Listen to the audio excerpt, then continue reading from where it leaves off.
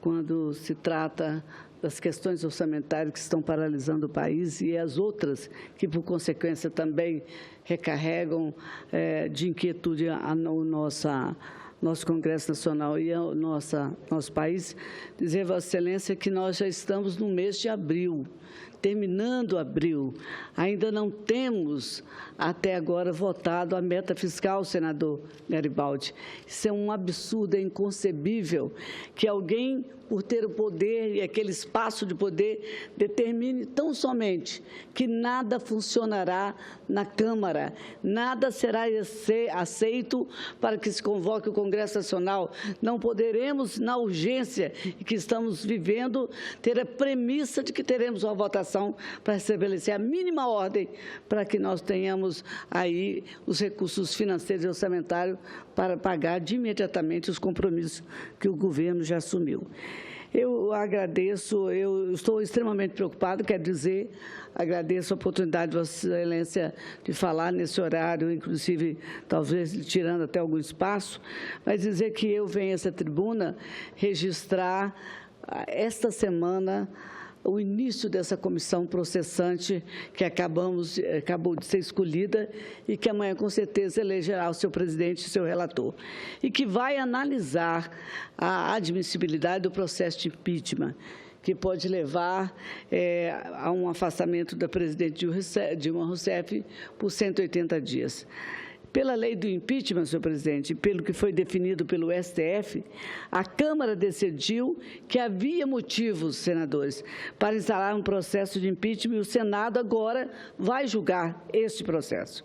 Ao aprovar o processo de impeachment da presidente Dilma, no último dia 17, quando a Câmara se reuniu, 17 de abril, e por 367 votos a favor, 137 contra, 7 abstenções e 2 ausências, a Câmara repassou, trouxe para esta casa a importante tarefa que não será fácil e nem agradável de admitir e processar e julgar o afastamento da presidente.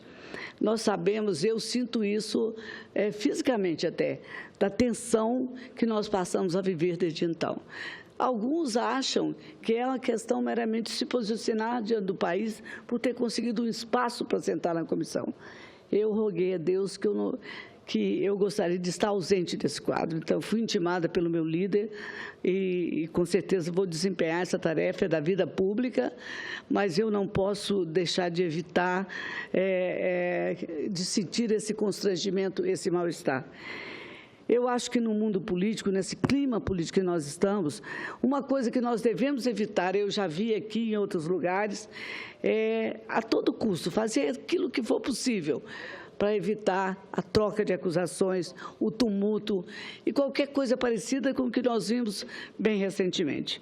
Eu defendo que nós temos que votar atentos, prestando atenção, estritamente na análise de todos os fatos e sem paixões políticas.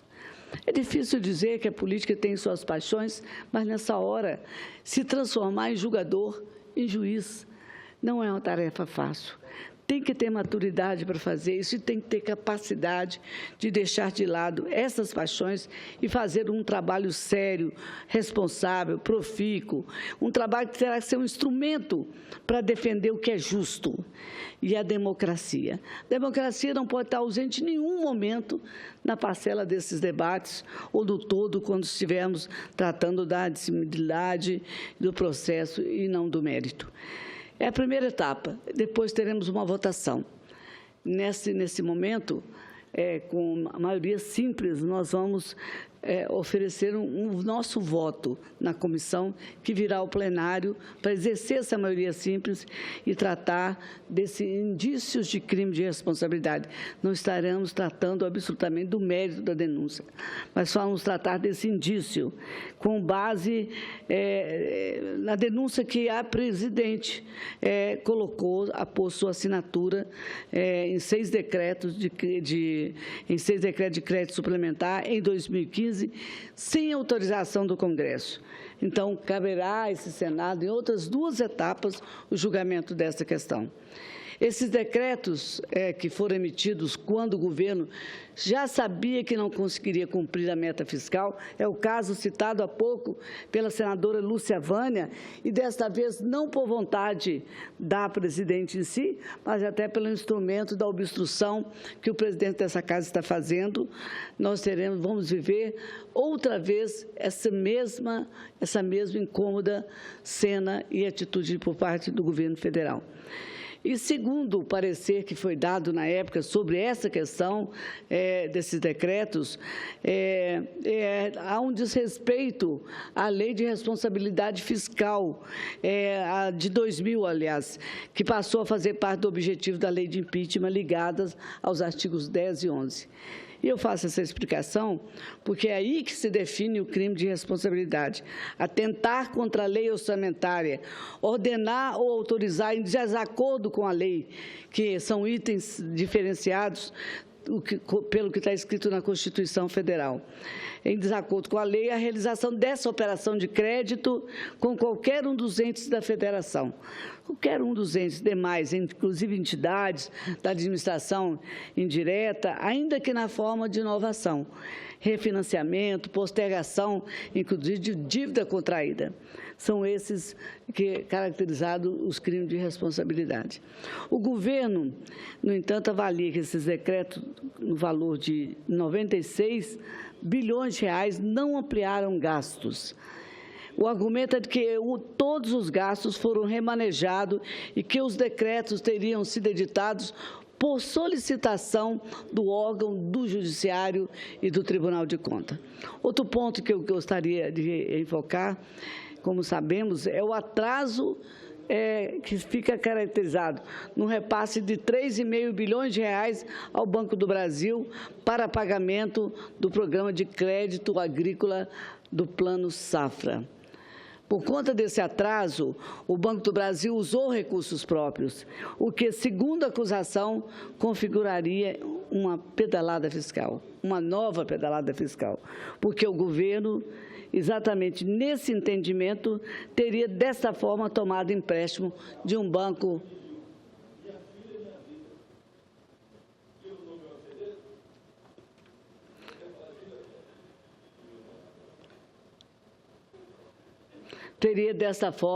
desculpe, eu fiz uma parte para não confundir as falas externas, tomado empréstimo de um banco estatal, e isto é proibido por lei, e todos nós que estamos nesse parlamento sabemos. Segundo o artigo 11, item 3 da lei de impeachment, é crime, sim, de responsabilidade atentar contra a lei orçamentária, contrair empréstimo, emitir moeda corrente ou apólices, ou efetuar operação de crédito sem autorização legal. O governo avalia, no entanto, que os atrasos em pagamentos não configuram operações de crédito, de empréstimo, nem de empréstimo camuflado. O Tribunal de Contas da União ainda não julgou as contas, e essa é a razão do embate permanente aqui nessa casa, as contas de 2015. Portanto, ainda não se manifestou sobre as pedaladas, como o caso de 2014, que, quando estava presidindo a Comissão de Orçamento, nós entendemos que precisaríamos, depois de nomear o relator, que essas contas fossem votadas. O parecer do Tribunal de Contas também, que o Tribunal de Contas é um órgão auxiliar do Poder Legislativo. Ele, quando emitiu o seu parecer pela rejeição, enviou para esta casa, e aí nós nomeamos um relator, a Sigur Gás, senador, que, inclusive, elaborou esse parecer. E nós insistimos na sua votação. O país precisa cumprir os prazos que são determinados, senador Medeiros, pelo nosso regimento, pela nossa Constituição. Sabemos, no entanto, que é preciso que esse parecer elaborado pelo relator assim designado fosse votado e apreciado na comissão. Como também foi de muita insistência que nós mostramos, precisamos, antes de entregar o trabalho da comissão, que essa nova meta fiscal seja analisada por essa comissão. Infelizmente, não deu tempo pelo prazo regimental, mas ela foi publicada a iniciativa de mandar a meta, mas a meta, infelizmente, não veio a tempo para ser analisada. O que acontece agora? Com essa crise política instalada dentro do Congresso Nacional, e é uma crise política, eminentemente política, o que obriga o presidente da Câmara a não convocar, nomear os membros da comissão. Por que faz isso? Ninguém pode obrigá-lo a fazer. Quando o presidente do Senado quer convocar a sessão do Congresso em regime de urgência, como é o caso de agora, ele diz que não o fará. Nenhuma comissão está funcionando na Câmara. Essa é uma crise política, de responsabilidade única e exclusiva desta Casa.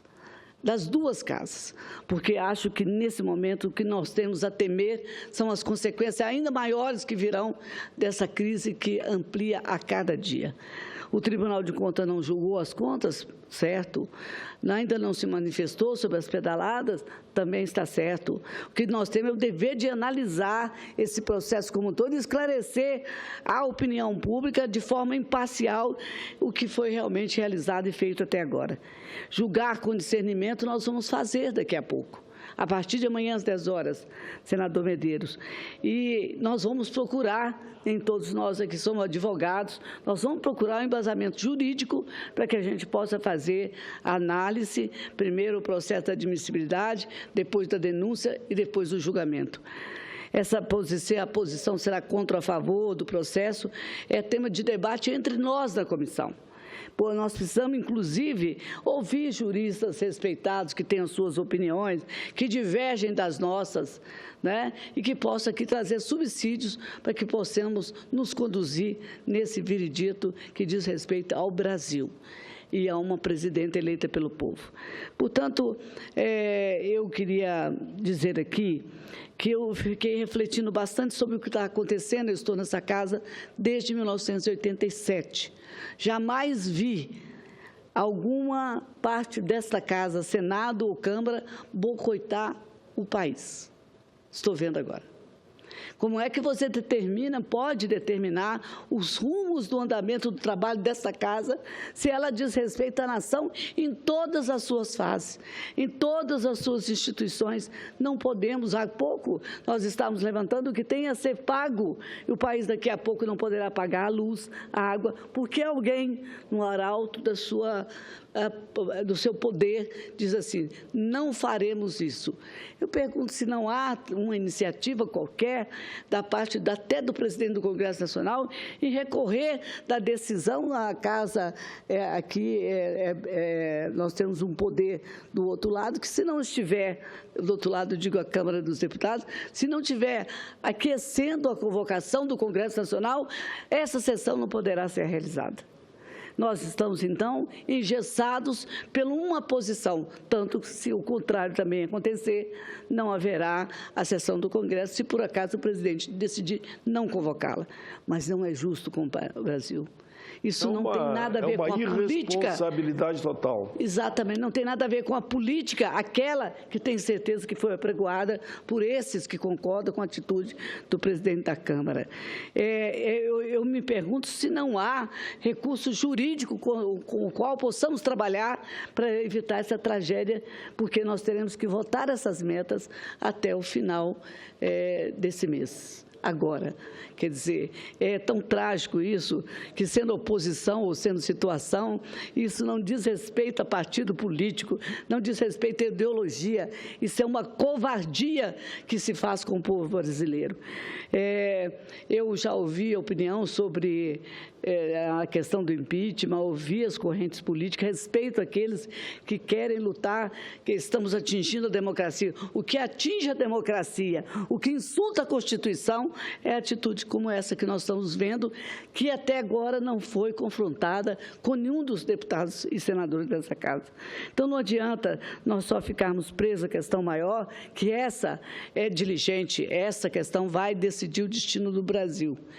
E eu encaro essas coisas como se eu estivesse enfrentando a maior maratona cívica da minha vida, porque estarei ali como uma juíza, estarei ali que não terei que ter dentro de mim, eu tenho que derrubar todas as visões de paredes que possam ter nesse processo. Eu tenho que agir como uma brasileira, uma cidadã, uma mãe de família e preocupada com os destinos desse país e que, por honra, estou aqui hoje dentro do Congresso Nacional. Essas opiniões divergentes sobre a favor ou contra terão que estar alicerçadas em cima dessas questões jurídicas, técnicas e, sobretudo, políticas. Eu entendo que nós tivemos muitas oportunidades de analisar essa admissibilidade com mais calma, mas sabíamos que chegaríamos a isso, né? E a consequência está naquilo que nós já falamos 1000 vezes, o afastamento. Eu me vejo assim um pouco como se tivesse uma névoa na minha frente.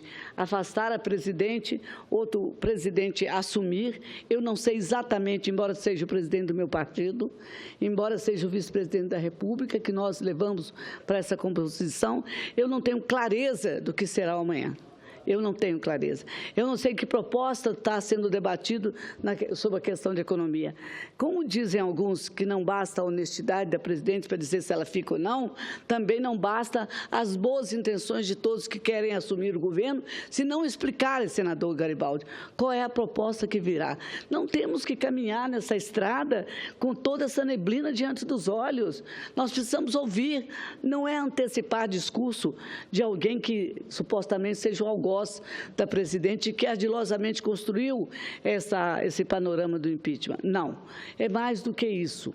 É um país desassossegado, angustiado, inseguro, que precisa ouvir alguma palavra para saber se é possível experimentar essa esperança que se avizinha e que alguns querem abraçá-la como se fosse a salvação da nossa pátria. Eu digo mais, se nós chegarmos ao afastamento da presidente, nós precisamos também ir além dessa discussão de processo de impeachment.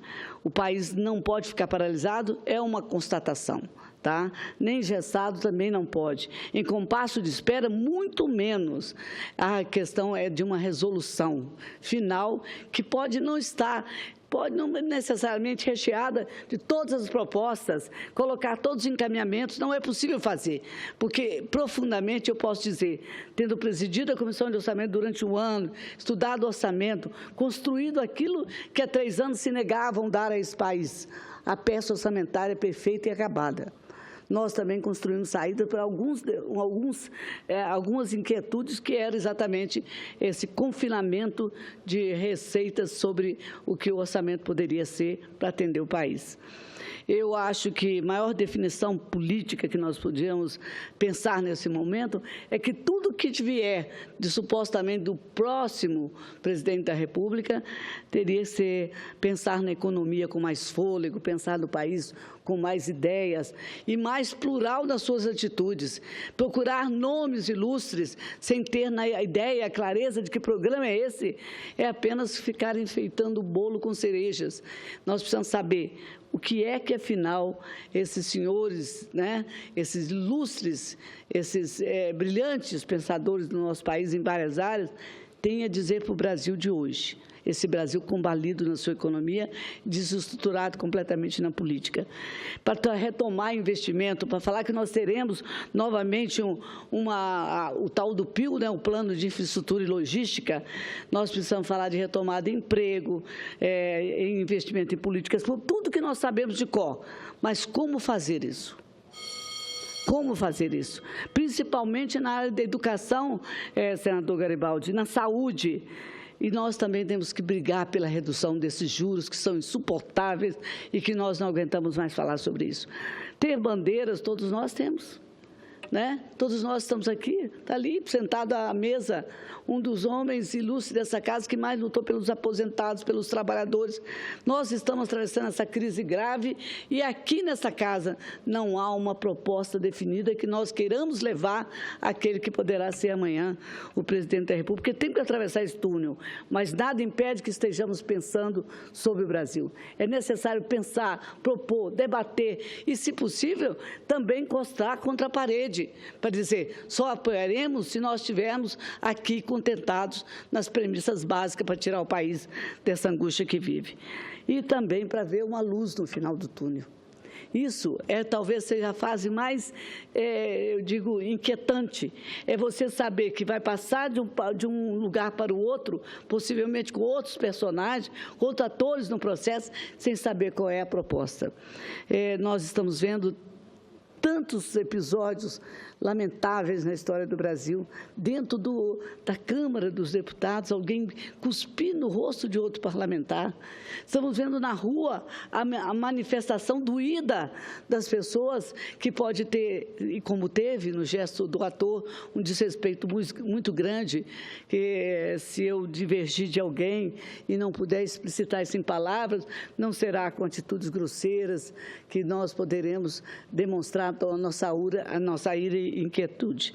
Eu falo, manter a estimativa de economistas que toda hora estão falando exatamente sobre essa recessão, como sair dela.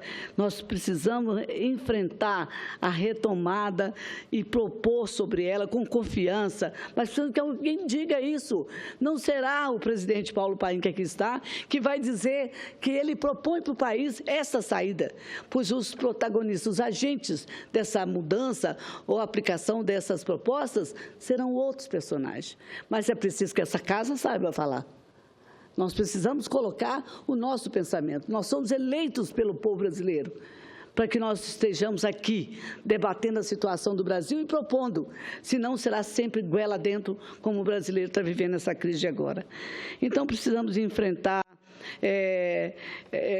ser, sobretudo, debatedores com os agentes econômicos, porque na época do ministro Levi, ele vinha a esta casa, ou por iniciativa nossa ou dele, ele vinha numa linha de ação para fazer evoluir o pensamento que ele trouxe de ajuste para a economia.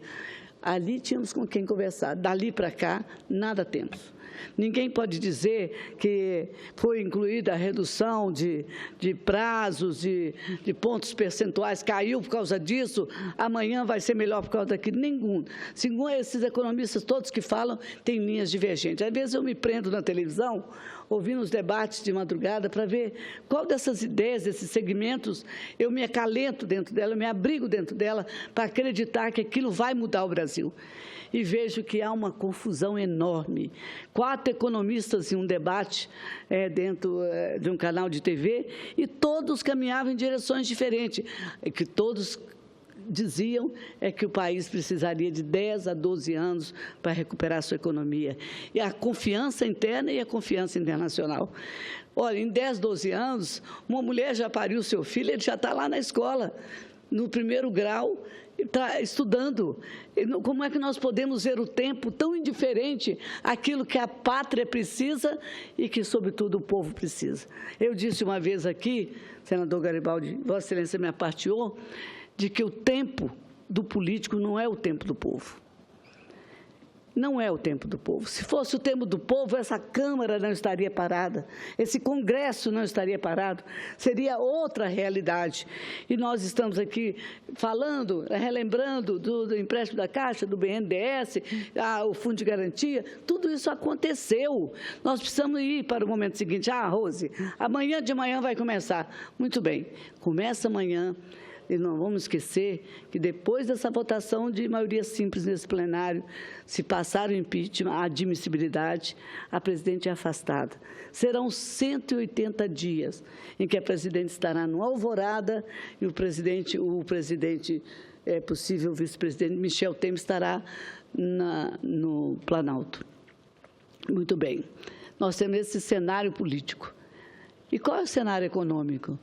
Nós sabemos que isso está na regra do processo de impeachment. Aí teremos outra votação, que vai ser da denúncia, mais uma maioria simples, e depois o presidente do Supremo Tribunal senta na mesa do Congresso para presidir a sessão final, que é a do julgamento. Eu imagino, se alguém que nos ouve pergunta assim, onde é que o povo participa disso? Ele participou quando ele esteve na rua e disse que queria o impeachment. Ele participou, o outro participou quando esteve na rua e disse que não quer o impeachment. Mas o que é que pode frequentar o nível da razão, né, da razoabilidade das ideias? É simplesmente os sinais que essa população política que se une em duas casas, em determinado momento vai decidir. Nós estamos decidindo o futuro da presidência da República, mas não estamos decidindo os rumos do país. Em que momento esse item vai estar na pauta do Congresso Nacional? Em que momento que alguém que é do Pará, do Amapá, é do Piauí, é de Roraima e do Rio Grande do Norte, que vai chegar e dizer assim: nós queremos, sim, afastar a presidente, porque nós queremos que a economia mude nessa direção. Para ter isso, aquilo, não existe essa conversa nessa casa. Nós perdemos 2 horas aqui debatendo se o relator deve ser ou não do PSDB. Todos falaram em democracia muitos dias, dias após dia. Olha, estão quebrando o rito, ameaçando a democracia por um relator que vai sentar, representando um partido que é o segundo maior do Senado, fizeram esse escarcéu que nós estamos. Quanto tempo nós perdemos? Eu gostava tanto de usar a tribuna nessa casa. E, no entanto, eu parei de usar a tribuna por economia processual. Eu acho que, se eu trabalhar mais eu resolvo os problemas que estão no meu Estado. E, se eu me dedicar muito a essa casa, pode ser que, no conjunto do pensamento, eu encontre parceiros que tenham a mesma preocupação, como tem Vossa Excelência, como tem o Capiberibe, como tem o senador Medeiros. É isso que é a angústia do país. Se você parar num ponto de ônibus, se você sentar num restaurante, se você for a uma igreja, se estiver no sindicato, todos têm a mesma perplexidade. O que será desse país amanhã? Não importa o nome, o senador Medeiros ouve lá a votação final, porque o processo é esse, né? Amanhã poderá ser Vossa Excelência o Presidente da República, de forma indireta, escolhido dentro dessa casa. Mas o silêncio que antecede a tudo isso é o que é mais comprometedor, com a ausência das políticas boas, claras e evidentes para que a população entenda do que nós estamos falando. Eu quero também registrar que uma das coisas que me ocorre pensar sempre que nós estamos discutindo a questão de juros, o que os economistas estão sempre falando é sobre uma redução da economia de 30 bilhões em 12 meses, que é necessário pensar na criação de linhas de crédito, pequenas e médias, empresas no BNDES, o Banco Nacional, que é tão importante para o fomento econômico e social, a melhora de tributação do Simples Nacional, a reforma do PIS, COFINS, todas as propostas que nós estamos num grupo de estudo trazendo. Hoje nós temos um cenário econômico, presidente, turbulento, que pede uma tomada de decisões políticas com olhar no futuro, esse futuro que eu estou clamando por ele aqui. Sabemos que não há forma de fazer previsão. É através de todos os elementos que nós temos e que estão aí na mão dos economistas, dos nossos ministros, é que nós poderemos tentar fazer um relatório, oferecer isso como subsídio para a política nacional. O relatório, inclusive, eu quero registrar que, e tenho aqui no meu pronunciamento, que o relatório Focus do Banco Central, por exemplo, que reflete a média das expectativas dos economistas dos bancos, mostrava que a expectativa de 2015 era uma inflação medida pelo IPCA de 4,5% e crescimento do PIB em 4%. Tivemos uma inflação de 10,8% e o PIB caiu para menos 3,8%. Essa semana, esse relatório que estima uma inflação menor e redução de 1 ponto percentual na taxa de juros, ainda em 2016, é uma notícia alvissareira. A média das expectativas para o Índice Nacional de Preço ao Consumidor Amplo recuou pela 7ª semana consecutiva, de 7,08 para 6,98, ficando pela primeira vez desde o mês de janeiro abaixo da marca de 7%. Esse, sim, pode ser um alento naquilo que nós estamos falando. Por outro lado, outros dados, no entanto, também divulgados nos últimos dias, mostram um quadro mais sombrio do mercado de trabalho e no desemprego, que aumentou para 10,2 milhões em todo o país, além da queda na arrecadação federal. Segundo a Receita Federal, senhor presidente, a arrecadação do governo caiu 7% em março e 8,2% em comparação com 2015. Esse é o nosso cenário de hoje. As atenções da política se voltam para nós, para o Congresso, para o processo de impeachment da presidente. mas e os setores estratégicos do país? E o bem-estar e o desenvolvimento da sociedade? A sociedade tem seu próprio tempo e não dispõe desse tempo que a política acha que tem e que quer fazer o povo esperar. É um tempo longo demais até agora. Poderá ser maior ainda. Esse processo de impeachment que passamos a analisar e julgar não pode afetar, por exemplo, presidente, as ações do Ministério da Saúde. Olha o quadro que nós estamos vivendo. O Ministério da Saúde é responsável pelo Sistema Único, o SUS, os investimentos, a regularidade do custeio dos hospitais. Na educação, uma área que deveria ser prioritária, absolutamente prioridade, e que nos últimos anos conheceu uma evolução com a instituição de programas como Ciência Sem Fronteira, Pronatec, nós também estamos correndo riscos de prejuízos. Tivemos, ao longo de 14 anos, alguma melhoria para os estudantes brasileiros, mas, infelizmente, escolas continuam com infraestrutura precária e baixa remuneração dos professores. No momento que nós acreditamos que o país possa evoluir mais, temos uma crise desse tamanho que desmonta toda a expectativa que nós tínhamos das boas políticas e das boas políticas públicas. Agora, senhor presidente, com a crise política, o temor de poucas ações mais significativas existem em todas as áreas, e é verdade. Nós não temos mais esse tempo para perder. Eu, recentemente, nesse Senado, foi retirada a área de educação de proposta da emenda constitucional que permite aos estados, municípios e ao Distrito Federal aplicarem outras despesas parte do recurso que hoje são destinadas às áreas específicas. Eu considero isso, senhor presidente, um retrocesso. O substitutivo à PEC 143 de 2015 foi aprovado em primeiro turno, aqui neste plenário, no último dia 13. Hoje, estados, municípios e Distrito Federal são obrigados a destinar parte do que arrecadam para as áreas de saúde, educação, tecnologia e pesquisa, entre outras áreas. A PEC 143 de 2015 define que 25% do total desta destinação obrigatória poderão ser aplicada em outras áreas. Na prática, funciona como uma desvinculação de receita para estados e municípios. Mas o texto determina, entretanto, que os recursos vinculados ao salário e educação e as despesas com manutenção e de desenvolvimento do ensino são desconsiderados. Isso é bom para a educação, obviamente, não positivo, pode dispor de menos recursos.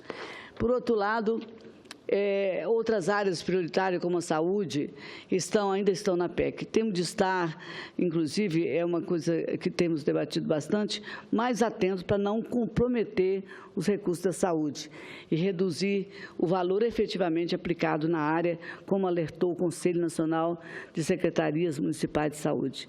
No relatório aprovado na Comissão da Constituição, Justiça e Cidadania da nossa Casa, o argumento foi de que a adoção de limites mínimos para a execução de despesas com educação e saúde, sem levar em conta a demografia, o grau de desenvolvimento regional e local, leva a dois problemas: diminuição não desejável de outras despesas e incentivo ao mau uso dos escassos recursos públicos.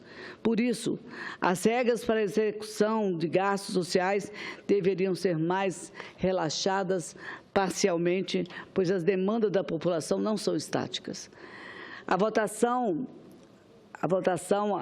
PEC em segundo turno pode acontecer nesta semana.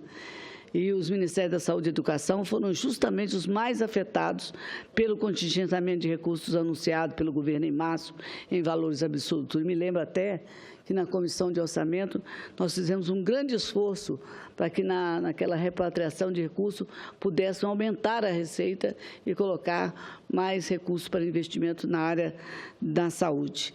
Os Ministérios da Saúde e Educação foram justamente os mais afetados. Portanto, na educação foram represados 4 bilhões, na saúde 2,4 bilhões, e esse bloqueio que estamos citando, essa limitação de gasto no valor total de 21,2 bilhões, deverá ser revogado quando o Congresso aprovar a revisão da meta fiscal de 2016. Essa mesmo que nós estamos citando há pouco. Esse valor se soma ao bloqueio de 23,4 bilhões que havia sido autorizado em fevereiro. Com isso, o corte total do orçamento de 2016 chega a 44 bilhões de reais.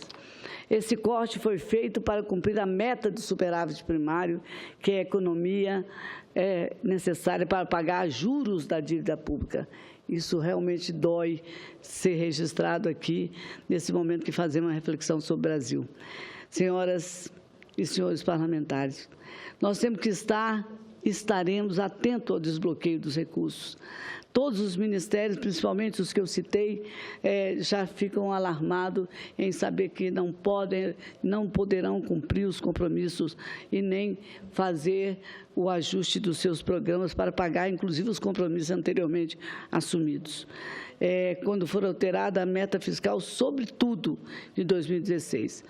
Na Comissão Mista de Orçamento, nós trabalhamos muito duramente para debater e votar um orçamento possível e realista para o país. Essa foi a primeira premissa colocada quando nós fomos eleitos para presidir a comissão. Não queremos maquiagem, não querendo dados flutuantes à luz da verdade de um dia e a verdade de outro dia. Conseguimos debater, votar um orçamento que foi importante para o país. Agora não podemos mais retroceder. Não se conquista a democracia e depois quer restrições de liberdade. Não se combate a inércia de um país se não realizarmos um orçamento adequado e depois que construímos de uma maneira essencial, respeitosa, nós não podemos mais retroceder. Porque retroceder seria sacrificar uma população que começa a acreditar em métodos mais transparentes, mais adequados para se votar uma peça tão importante quanto o orçamento da União. A crise política desse país, por fim, senhor presidente, nós sabemos que ela existe. E ela é responsável também pela paralisia da economia. Esse é um fato concreto. Mas nós não podemos prolongar esse processo, nem adiar para um futuro indivisível, para um futuro distante, as medidas e investimentos que permitam a retomada da nossa vida a nível nacional. Vida que nós esperamos não seja em detrimento das necessidades da nossa população. O povo tem pressa, senhor presidente. É preciso que o político entenda que a pressa do povo é mais importante do que o seu pit stop que está sempre fazendo politicamente dentro dessa casa e no âmbito da administração pública. Era o que eu queria dizer, agradecer a Vossa Excelência mais uma vez pela gentileza de permanecer até essa hora. Para dar o direito à palavra. Freitas, me permite, antes de Vossa Excelência encerrar, primeiro cumprimentar a Vossa Excelência pelo pronunciamento, um pronunciamento generoso, um pronunciamento que aponta na linha do diálogo. Eu tenho visto o esforço que Vossa Excelência tem feito para não ficarmos aqui só naquela linha de quem é contra ou a favor do impeachment, mas quem queira, de fato, construir uma proposta para o país. Eu tenho dito que, vendo o que o atual presidente da Câmara está fazendo lá, inclusive boicotando o trabalho das comissões e da própria comissão que devia analisar, organizar e votar as verbas para a União. E nada se faz. E aqueles que aqui no Senado ficam nessa divisão de um lado para o outro, deixam que isso role, porque o Cunha, em tese, é aliado de alguém. Eu não consigo concordar com isso. Respeito aqueles que pensam diferente em matéria do impeachment. É um direito democrático também, é um direito de cada um expressar seu ponto de vista. Mas não tem um movimento aqui no Senado, levantado por Vossa Excelência e pela senadora Lúcia Vânia, que vocês que trouxeram, nem eu estava a par de que isso estava acontecendo, é da maior gravidade, isso é contra o país. É contra o país. Como é que as verbas serão destinadas para os ministérios correspondentes se a gente não votar a matéria? Eu fico assustado, muito mais preocupado ainda, porque me parece que aqui só vale a disputa do poder pelo poder.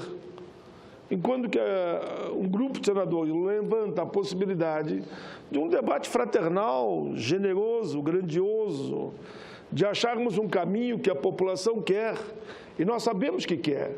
A população brasileira está descontente com tudo isso. Eu diria que o mundo político fracassou. Não adianta dizerem que é esse ou aquele. O mundo político fracassou. Eu estou aqui 30 anos, nunca vi uma barbárie como essa, que eu vi hoje, Vossa Excelência e a senadora Lúcia Vânia falar aqui. Nenhuma comissão da Câmara está funcionando, porque o presidente lá resolveu dizer que enquanto não votar aqui, na visão dele, o impeachment, a Câmara vai ficar totalmente parada. Mas eu queria mais fazer essa parte, cumprimentando, porque eu sei a sua posição seria de uma grande concertação, de um grande acordo, para o bem e não para o mal. Mas me parece aqui que quem fala nisso está cometendo um crime. Não se pode falar em acordo, não se pode falar em entendimento, não pode se falar para o bem do Brasil. Só se tem que falar ou é ódio de Temer ou ódio para o lado de lá da Dilma. É isso que eu não entendo. Não sei se eu estou já meio calejado. E tem uma música que diz, ando devagar porque já tive pressa, né? Porque eu prefiro esse andar devagar porque eu tive pressa, do que de forma açoitada querer ir para uma posição, como eu vi alguém dizer, de confronto pelo confronto, porque é isso que interessa. Quando o que deveria interessar aqui é nós, homens e mulheres calejados, sofridos, sabemos como isso começa e sabemos como termina, sabemos muito bem como termina. Me permita, senadora, que eu aproveite esses minutos para dizer, veja bem os dois cenários. Cenário número 1, digamos que passa a admissibilidade e o vice assume por 6 meses. No fim de 6 meses, porque ninguém tem 54 votos nessa casa. Olha o que eu estou dizendo, ninguém tem 54 votos nessa casa. Muitos senadores que vão votar pela admissibilidade, no mínimo os 10 que eu conheço, disseram, pai, a admissibilidade é uma coisa, depois nós vamos votar em cima do processo, em cima de 2 pontos, que só são 2 pontos que estão no processo, pedalada e o estado de decretos. E não vou entrar no mérito para não defender a tese. Mas digamos que não passe. Dali 6 meses a presidenta volta. E daí o seu Eduardo Cunha já avisou. Eu vou instalar quantos processos eu me entender melhor. Dizer que são 9. Que vai instalar um, instalar outro, instalar outro, instalar outro. O Brasil vai ficar nessa lambança generalizada e tudo pagado. Cenário 2 agora. Cenário 2, digamos que daqui 6 meses o vice-presidente no exercício, se passar, eu falei os 12 hipóteses, passar, o que vai acontecer? Com certeza, é direta já na rua no outro dia. Esse é o cenário que eu estou vendo. Direta já no outro dia e o país como é que fica? Serão grandes comícios em todo o país exigindo, em nome da democracia, direta já. Esses são os 2 cenários. Os 2, no meu entendimento, são de preocupar a todos. Nós não queremos isso para o país.